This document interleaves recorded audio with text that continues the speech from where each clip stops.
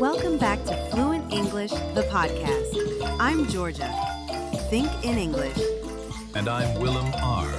Today's episode is really exciting. Welcome back to the Deep Dive, where we take complex linguistic ideas and turn them into clear, actionable knowledge for you, the dedicated English learner. Hello, everyone. Today, we are unlocking what I think is the absolute secret to sounding truly natural when you speak English, and maybe even more importantly, the key to understanding native speakers when they speak quickly. That's right. We are talking about reductions. Yes, reductions. And this is perhaps the most important deep dive for anyone who has moved past that intermediate stage. You see, the difference between learning English grammar in a book and hearing it spoken by a native, well, it can feel like two completely different languages. It really can. It's so frustrating. It is, and that's because the native speaker is using a system of sound changes, these reductions, that often remain unwritten. We're going to explore why that gap exists, how to close it permanently, and, why these sound changes are so crucial for your fluency. Absolutely. I mean, you might be listening to native speakers, maybe watching a fast-paced movie or just trying to keep up in a meeting, and you hear things like gonna, wanna, gotta. Lemme, kinda, sorta, the list goes on. Exactly. And your brain, it recognizes the full written words, going to, want to, have to. But when they're spoken, they sound blurry. They sound fast. And sometimes, frankly, they sound impossible to decode in real time. Right. And that frustration is completely valid. It is not a failure of your vocabulary at all. It is a failure of your ear training, specifically regarding the rhythm of the language. So if you have ever felt that your listening comprehension is not matching your vast vocabulary size, this deep dive is going to give you that missing linguistic instruction. Precisely. So let's define our mission very clearly today. Our goal is comprehensive mastery. We're going to break down exactly why native speakers use these reductions. Because there is a logic to it. It's not random. Not at all. There's a precise logic. We will show you how mastering them will immediately make you sound smoother, more confident. We are uncovering the real linguistic logic behind these sound changes, including the tricky exceptions that separate the good speaker from the truly fluent one. And finally, we will give you a clear, actionable, 5-step training process, a system to internalize the top 25 reductions you absolutely must master. Our goal here is not just, intellectual understanding. No, it's about automaticity. We want to train your brain to recognize and use these patterns without having to consciously think about them in the middle of a conversation. By the end of this journey, you will know exactly why the rhythm of English is the way it is, and you will have the practical tools to effortlessly match that rhythm. So let us begin this journey toward mastery. Okay, let's unpack this and start with the foundation. What exactly are reductions? Simply put, they are the shortened, relaxed versions of words that native speakers use every single day in conversation. They are instances where the sound of a word or a group of words changes completely because we are speaking quickly, efficiently, and naturally. So it's all about efficiency. It's all about efficiency. Yeah. Think about common phrases you might be accustomed to reading in their full formal form. For example, the statement, "I am going to eat." Okay. If you pronounce every single syllable distinctly and fully, it takes time. It takes effort. When spoken naturally, quickly, and fluidly, almost nobody takes that time. It just becomes... It immediately becomes, "I'm going to eat." Uh. The function words are sacrificed for speed. That is the perfect illustration, efficiency over, let's say, perfect clarity on every single word. And we see this pattern repeated all over the language. Everywhere. Another one is, I want to go. You read 4 words, but you speak one smooth sound. I want to go. I want to go. Or take the one for obligation. I have got to leave. That's 4 words merging into one powerful functional reduction. I got to leave. I gotta leave. And what is crucial here, and this is where we must immediately dispel a major and, frankly, harmful myth among learners, is understanding what reductions are not. Okay, this is important. Many learners think these are just informal shortcuts, like slang or even bad grammar. This is completely incorrect. Right. People think it's lazy? Yes. But reductions are absolutely not slang. They are not incorrect English. They certainly are not a sign of uneducated or careless speech. That is such an important point to stress. I think sometimes when a learner sees the written form of Gona, they feel that if they use it, they're somehow sounding unprofessional. But the source material is very clear on this. These forms are natural, standard, everyday spoken English. It doesn't matter what the context is, unless it's hyper-formal, like a legal reading or a very slow dictation. So you're saying even professionals use them? Absolutely. You will hear distinguished professors giving lectures using them. You will hear experienced broadcasters on the news using them, especially when they're in a conversation with a guest. Politicians in interviews. Constantly. If you're aiming for true fluency, you have to realize that using these reduced forms is a sign of rhythmic mastery, not a grammatical mistake. They are intrinsic to the English rhythm, whether you are in North America, the UK, or Australia. So let's get into the linguistic logic then. Why do these changes happen in the first place? Why does English naturally blur words together and sacrifice that full clarity? Why can't we just say every word fully? Well, the answer lies in how English keeps time. English is what we call a stress-timed language. This is the fundamental core difference between English and many other world languages, which are often syllable-timed. Syllable time. Okay, what does that mean? If you speak a syllable-timed language like, say, Spanish, French, or Hindi, you give roughly equal duration and stress to every single syllable in a word or phrase. Right, so if every syllable is like a drum beat in a syllable-timed language, the beats are all evenly spaced. Da-da-da-da. Exactly. Yeah. But in a stressed, timed language like English, speakers do not give equal time to every syllable or every word. They have a strict hierarchy based on meaning. A hierarchy. Yes. The native speaker prioritizes the content words, the words that carry the real meaning, like your nouns, main verbs, adjectives, and adverbs. Those words get stressed. They are louder, they are longer, and they are pronounced very clearly. And what happens to everything else? If the important words get all the attention, what about all the small, common words? Everything else, what we call the function words, those small words like articles A, the prepositions to, of, auxiliary verbs, pronouns, these are relaxed. They are shortened, compressed, and reduced. So you rush through them. You rush through them. Sometimes they're reduced to just a single neutral vowel sound called the schwa, that little sound. And this is so the speaker can maintain a consistent rhythm between the important, stressed content words. This means that if you try to say every word with equal stress and clarity, you are fundamentally fighting against the rhythm of the language. You are. You're imposing a syllable-timed structure onto a stress-timed language, which is why non-native speech can sometimes sound a little mechanical or even exhausting to listen to. Let's illustrate this contrast clearly using that stress principle. If you are taught English in a very formal way, you might aim for, I want to go. You might put equal weight on all four words. Right. But in the natural stress-timed flow, the time interval between the start of I and the start of go has to be maintained no matter what's in the middle. So you have to squeeze the middle words. You squeeze them. The native speaker compresses those function words, want and to, into a single, quick sound, wanna. The stress then falls naturally on the key pieces of meaning, the desire, which is I, and the action, which is go. So the outcome is, I want to go. I want to go. The meaning, crucially, remains exactly the same, but the sound is now efficient, it's quick, and it's natural. Understanding this stress-timed mechanism is really the key that unlocks why reductions are mandatory for fluency, not just optional extras or slang. They are the engine of English rhythm. That's a perfect way to put it. Okay, moving on. Let's discuss the specific practical benefits for you, the dedicated learner. You care deeply about gaining knowledge quickly and effectively, and mastering reductions delivers immediate gains in 3 critical areas that really affect your daily interactions. The first, and I think perhaps the most motivating benefit, is that you will sound instantly more fluent and authoritative. Right. We often mistakenly equate fluency with having a huge vocabulary or perfect grammar, but that is only part of the puzzle. True, perceived fluency is primarily about rhythm, pace, and smoothness. That is so true. If you speak by pronouncing every single word fully, word by word, your speech will sound choppy. It sounds disconnected. It's like driving a car and stopping completely at every single speed bump, no matter how small it is. Yeah, that's a good analogy. Reductions are like the oil that smooths the entire engine of your speech. They create that necessary connection and flow, preventing the stiff, unnatural stalks that define non-native speech. When you use reductions, you're not just saying words, you are speaking English with the correct stress-timed cadence.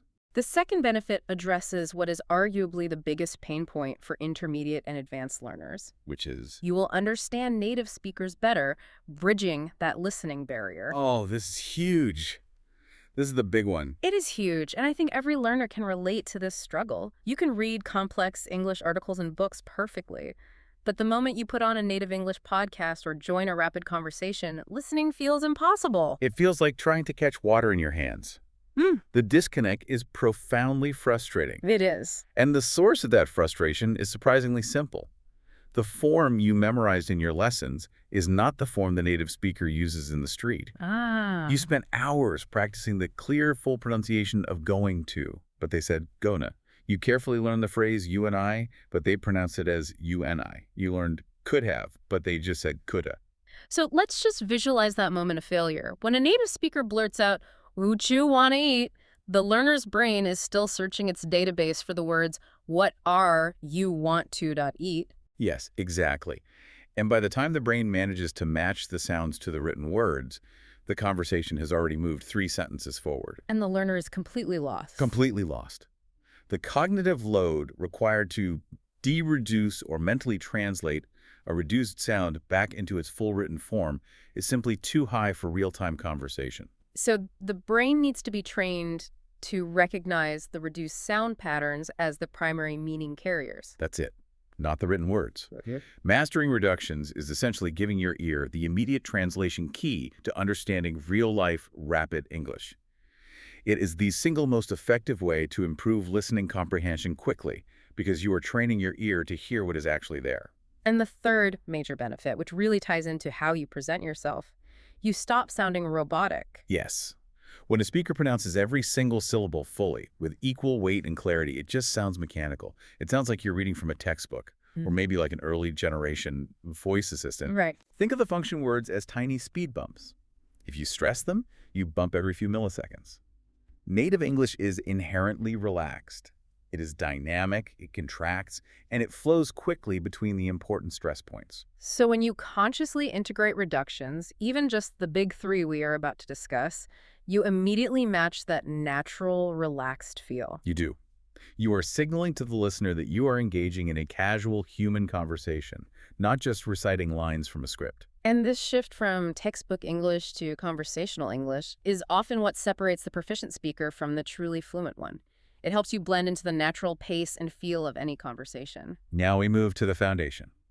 These 3 reductions, gotta, wanna, gotta, are so common, so pervasive that they form the bedrock of everyday spoken English. So if you master only 3 things today, Make it these. and we must approach these 3 with deep focus because, as we are about to see, they come with crucial rules and exceptions. And these are the things that determine whether you sound natural or make a distracting mistake. Yes. This is where the depth of this deep dive truly matters. So let's start with number 1. First up, the king of reductions, gonna. It is, of course, the reduction of going to. Its usage is very specific. It is used exclusively to express future intention or prediction. Okay, let's look at some clear examples of that future intent. For example, I'm going to call you. That means I intend to call you in the future. Or we're going to start soon. That means we intend to begin shortly. Or a prediction like he's going to be late. Exactly. Now, here is the crucial rule, the real aha, that resolves a major point of confusion for many learners. This is what distinguishes the sophisticated user from the learner who just overgeneralizes the reduction. Okay, lay down the law for us, because I know learners desperately want to use gonna everywhere, but then they hear natives suddenly switching back to going to sometimes, and they don't know why. The rule is this. You absolutely cannot use gonna before a place. A place, okay. The key lies in the grammatical function of the word to. Ah, I see. So when to is followed by a verb, like to call or to start, it's an infinitive marker showing intention. Yes. But when to is followed by a noun or a location, like to the store, it's a preposition of motion. Exactly. The reduction gonna only applies when to is followed by a verb indicating intention. If to is functioning as a preposition indicating movement toward a location, you must keep the full form going to. This distinction between intention and location is paramount. So if I want to tell someone I am walking to the local market, I cannot say I'm going to the market. No, that is incorrect. The grammar of the reduction breaks down completely. That's what I have to say. You must say, I'm going to the market. Here, the market is a destination. But if you said, I'm going to buy groceries, then to buy is an intention. And then I can use the reduction. And you can absolutely use the reduction. I'm going to buy groceries. So let us drill down on this subtle distinction with a few more examples, because I think this rule is a major stumbling block for a lot of people. Of course, consider this pair. Intention. I'm going to take a break. That is a correct usage of gonna because take is a verb. Okay. But for location, I'm going to the mall. You must use the full form because mall is a place. Got it. Another pair. Sure. Intention. Are you going to finish the report? Here, finish is a verb. Great. Location. Are you going to Paris next week? Here, Paris is a location. This shows that the reduction isn't just about speed, it's about maintaining the underlying grammatical structure. The going still relates to the future, but the to has to relate to a verb for the sound contraction to be acceptable. If it leads to a destination, the ear demands the clarity of the full form. It's a subtle but critical distinction for you to master. Okay, moving on to number 2. The second essential reduction is wanna, short for want to. This is universally used for expressing desires, wishes, and preferences. It is another absolutely non-negotiable part of daily spoken English. We hear this everywhere, defining intent. For example, I want to learn English quickly. This expresses your desire. Or when you're making an invitation, do you want to come with me? And the negative is equally common, often sounding even more blurred. I don't want to wait. Right. Now, like gonna, wanna also has a critical special case that learners must memorize to avoid sounding awkward. And the rule mirrors the structure we just discussed. I'm guessing this exception involves what comes after the word want. Exactly. The special case applies when want is followed directly by a noun without the to in between. The rule is simple. Want plus noun means no reduction. Ah, so if I want to express my desire for a new car, which is a noun, I cannot say, I want a car. That phrasing is incorrect, and it instantly flags the speaker as non-native. The full form must be used. I want a car. So the reduction wanna only works when want is immediately followed by the infinitive marker to. Yes, which then reduces to that single sound, na. If the desired object is a noun, the word to is often absent, so the reduction doesn't apply. Let us solidify this point with some contrastive examples. Of course. So if a verb follows want, I want to hug you. Wanna is correct because hug is a verb here. Okay. But if a noun follows want, I want to hug. The full form is mandatory because hug is a noun here. It's the direct object. So it's about the function of the word hug. Correct. Let's do another one. Verb follows want. Does he want to play soccer? Okay. Noun follows want. Does he want a ball? So this pattern has to be memorized. Gonna and wanna are functions of the infinitive to followed by a verb. They are structural reductions, not just random acts of phonetic laziness. That really emphasizes that fluency relies on recognizing these subtle grammatical triggers. All right, and the last of the big three. Our third essential reduction is gotta. This is the reduction of have, got to, or sometimes just have to. It expresses obligation or necessity, meaning must or need to. Right. Native speakers use this constantly. It seems much more common than the word must in conversation. It is. It's the go-to expression for necessity in rapid conversation. For example, I gotta go. This means I must leave now. Or if you're highly recommending something, you gotta see this movie, meaning you absolutely must see this thing. Or a statement of required action. We gotta study hard for this exam. Okay, the usage seems straightforward when it means obligation, but you said this one is tricky. It is. Because here we introduce the contextual challenge that makes gotta perhaps the trickiest of the big three.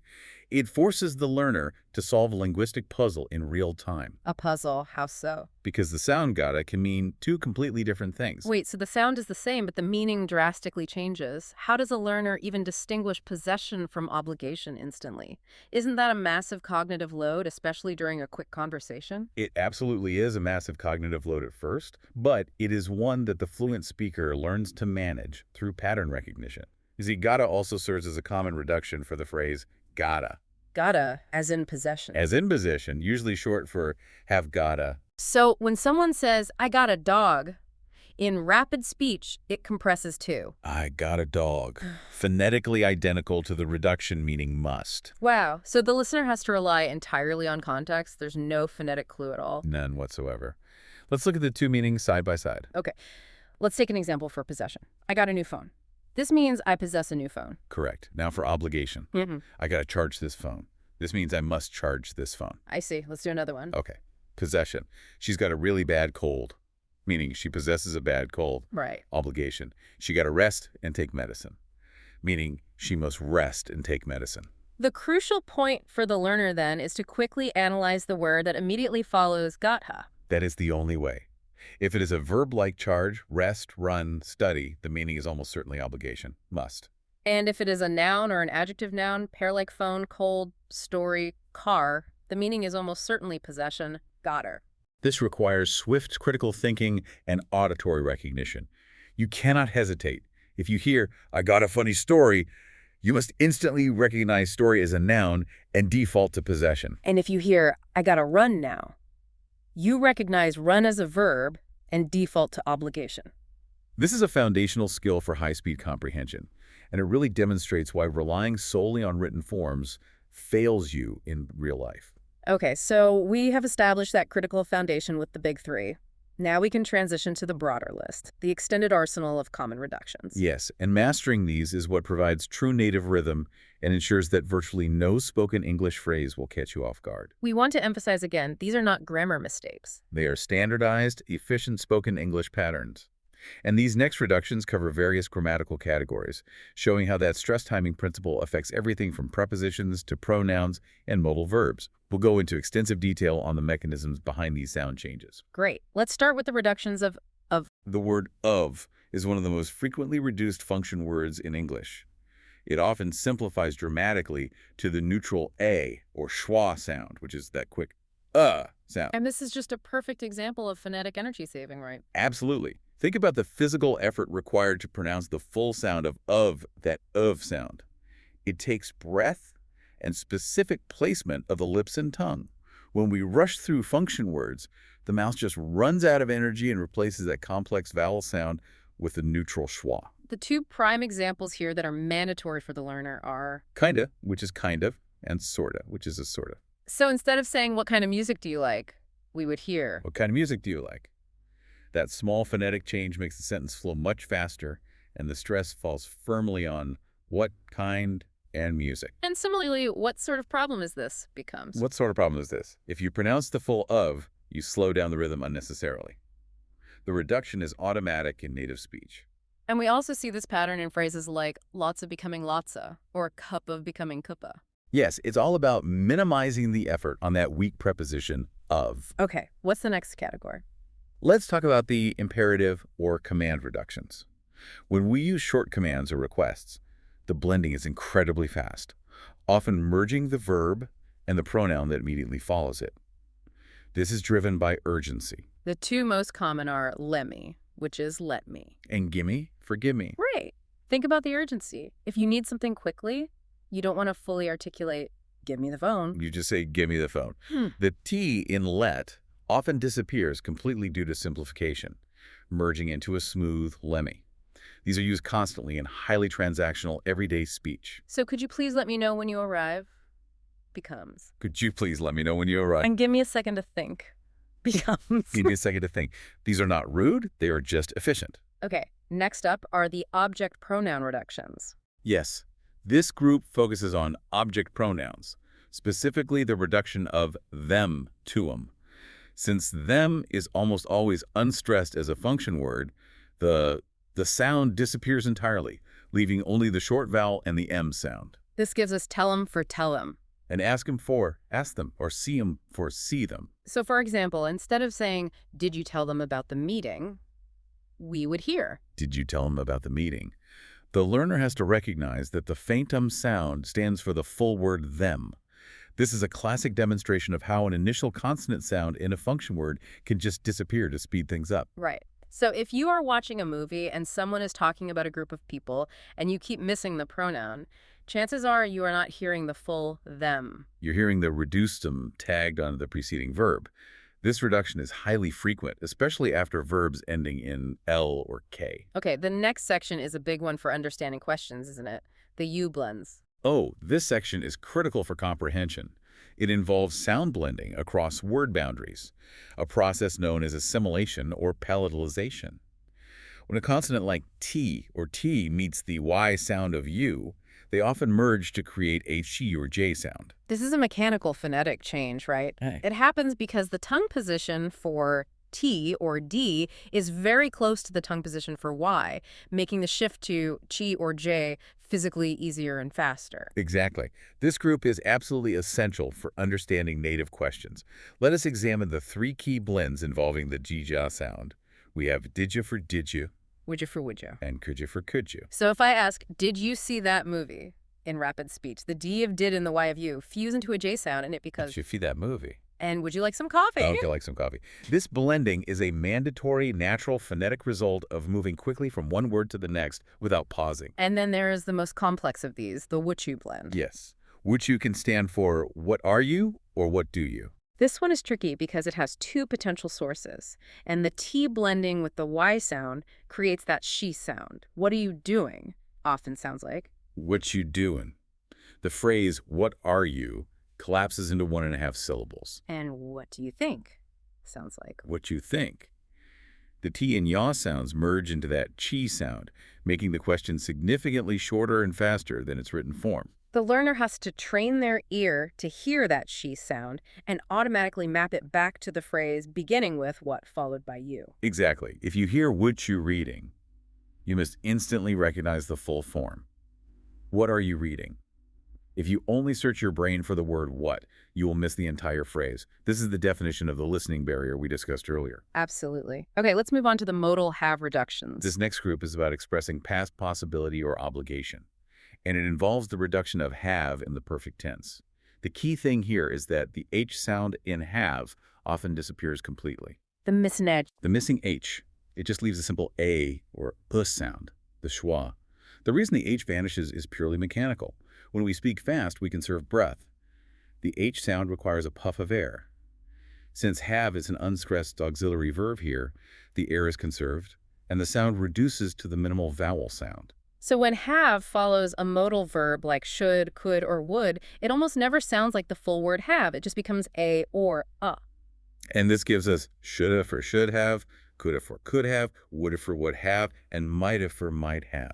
These reductions almost always express some form of regret or a missed opportunity or past conditional logic. Exactly. For example, I should have called you becomes I should have called you. This is an expression of regret. And if you are describing a conditional scenario, I would have helped, but I was busy becomes I would have helped, but I was busy. The full sound have is usually reserved for formal writing or when a speaker is intentionally emphasizing the auxiliary verb for rhetorical effect. So recognizing these A sounds as the contracted form of have instantly unlocks complex past tenses for the learner. It does. If a learner misses this reduction, they might hear, I should have called, and try to parse the A as an article, which leads to complete confusion about the sentence's meaning. Okay, now let's cover some core functional reductions. This is a category of 4 highly frequent reductions that pop up constantly. Yes, and they're critical to matching native speed. First is hafta, for have to. Hafta is a close cousin to gotta, also expressing necessity, but it's a clear reduction of have to, like I have to work late. And the phonetic change here is also interesting.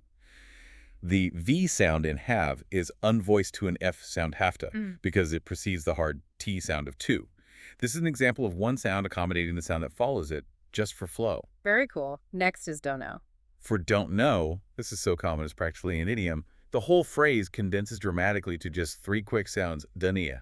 If you try to say I don't know fully, you sound hesitant. If you say I don't know, you sound natural and quick.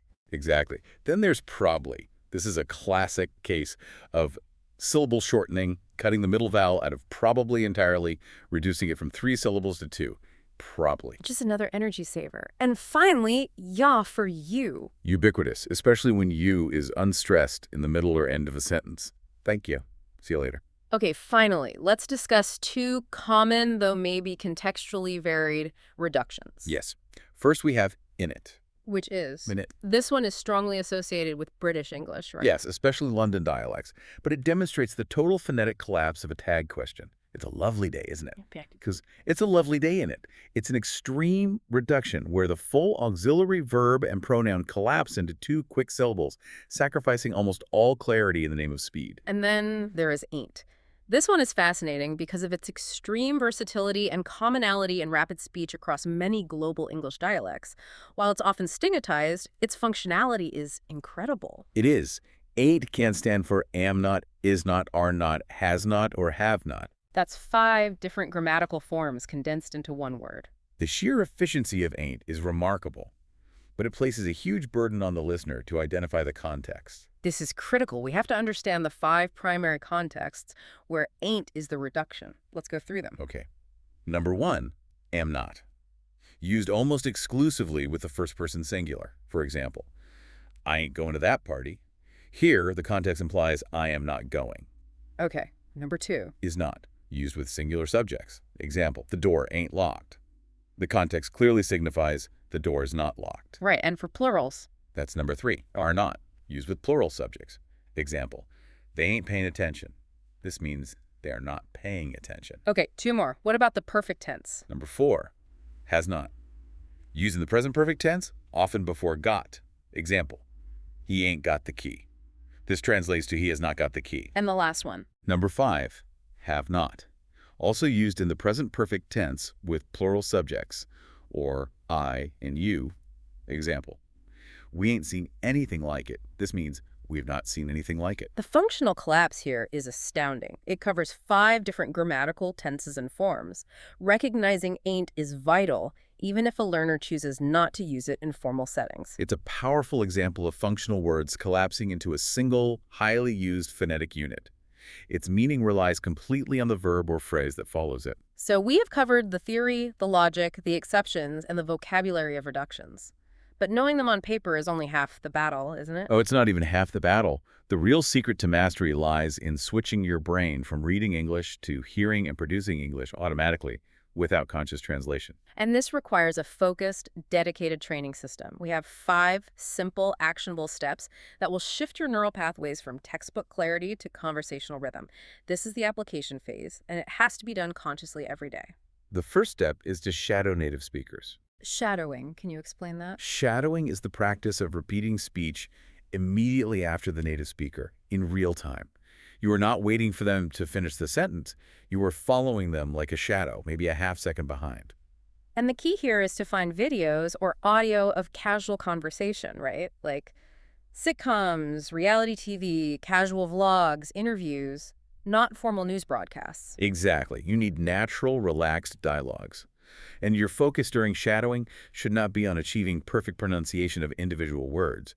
Instead, you should focus entirely on matching the rhythm, the cadence, and the speed of the speaker. So you're mimicking the music of the language. The music, exactly. When the native speaker rushes over the function words and stresses the content words, you must do the same. If they say gonna, you say gonna. If they blend did you into didja, you mimic that sound and that speed. You are training your mouth and your ears to accept the natural flow of reduction. Neurologically, this trains the motor memory in your mouth to produce the sounds automatically, without the brain having to consciously retrieve the word to before saying gonna. And if the material is too fast, initially, you can use the playback speed controls on your media player. Slow the video down to 75% speed. That's a great tip.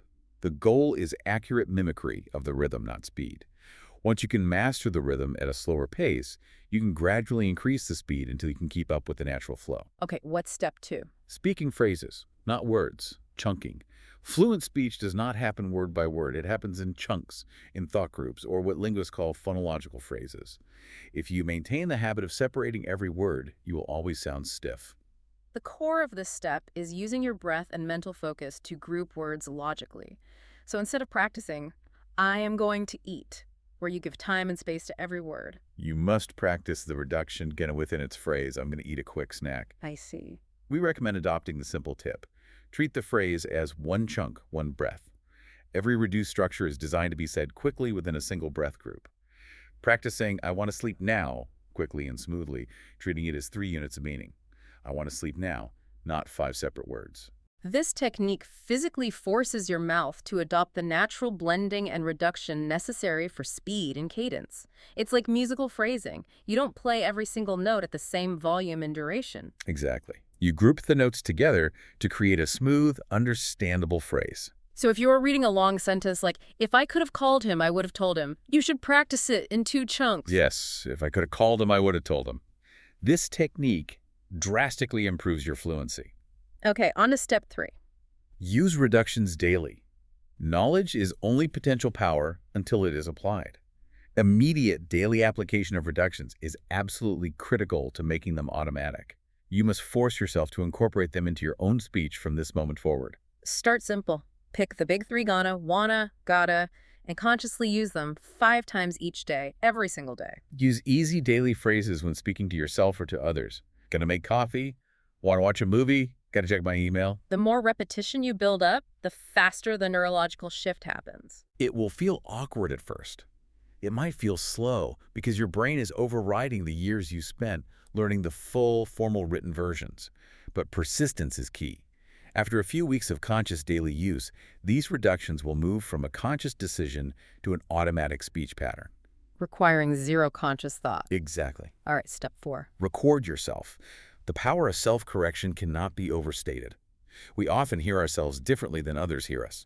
If you want to refine your fluency, you must use technology to listen critically and objectively to your own output. So record yourself speaking a short paragraph or practicing the daily reduction sentences. Then listen back. And your task is to identify the parts that still sound robotic. Where are you putting too much stress? Which function words are you pronouncing too clearly? Are you saying would have instead of woulda? And when you identify those specific choppy phrases, you consciously practice only those specific reductions. It's targeted improvement. Precisely. If you realize you are still saying the full of in, kind of, isolate that one phrase, record it, listen back, and repeat the reduced form kinda until it feels natural and correct to your ear. Treat yourself like your own dedicated coach, identifying weaknesses and drilling specific patterns. And the final step, number 5. Embrace relaxed English. Finally, you must reach a point of acceptance regarding the reality of spoken English. You have to stop trying to make spoken English sound exactly like written English. This is the mental shift required for mastery. Real English, natural English, is inherently relaxed and efficient. This means you must embrace these characteristics. Words blend together. Like didja. Sounds often disappear. Like the HN have or the Z in them. Your syllables shorten. Like im, probably. And the overall rhythm speeds up naturally to hit the key stressed content words. Once you train your ear and your mouth to accept and implement these relaxed, efficient patterns, you will find that sounding natural actually requires less effort. You stop fighting the language's natural stress time tendencies and you start flowing with them. And that is the moment when fluency truly levels up, and the gap between your reading and listening comprehension closes completely. So, to synthesize everything we have discussed, reductions are not simple casual mistakes or unimportant slang. They are the essential, structural rhythm of everyday spoken English. They are a necessary consequence of English being a stress-timed language focused on efficiency. They are critical for leveling up your fluency, but perhaps even more critical for leveling up your comprehension. You are now equipped with the logic, the rules, including the tricky exceptions for location and nouns, and the 5-step practice system to master the language's fundamental sound patterns. Use them wisely. Learn the exceptions deeply, and we promise you your ability to understand rapid native conversation will dramatically improve. Here's a final thought for you to consider based on all the material we have covered today. We spend a lot of time defining these sound patterns. I want you to think about this. How many common miscommunication errors you have experienced in the past when you missed a core piece of information? Were not due to vocabulary or grammar gaps, but simply failing to recognize a reduction like would you or shoulda. That's a powerful question. What is the biggest reduction you now realize you have been missing, or the one you feel most motivated to start using today? Reflect on those specific moments. That realization, the moment you identify the true linguistic gap, is the final step toward automatic mastery. Thank you for joining us for this deep dive. We hope this comprehensive guide to English reductions will serve you well on your journey to mastery. If you are learning English, we ask you directly, please show your support for this deep dive. Take a moment right now to like this episode, subscribe to the show for more expert analysis, and share this content with other English learners who you know are striving to sound more natural and fluent. Your support helps us to create more detailed and useful deep dives just like this. Thank you, and we will see you in the next deep dive.